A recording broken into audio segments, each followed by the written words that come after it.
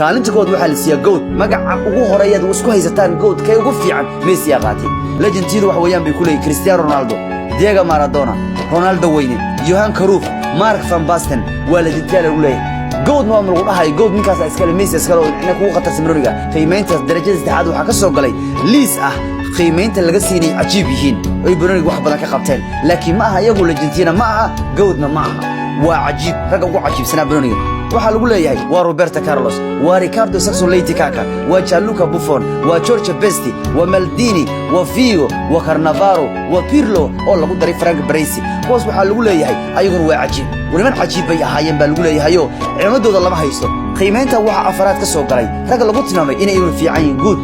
mid waa goat waa Messi kuwa legend Ronaldo ku jira Cristiano kuwa ajiib Carlos ka rag badan ku jira kuwana qiimeyntu waxay ka soo galeen dabaqada afraad weeyaan dabaqada afraad waxa ku jira good kuwa fiican waa Mbappe Steven Gerrard Arjen Robben Ibrahimovic Eden Hazard Sergio Aguero Beckham Francesco Totti Frank Ribery Samuel Eto'o Batistuta Shevchenko Nesta Alessandro Del Piero Javier Zanetti iyo Toni oo lagu daray Balatini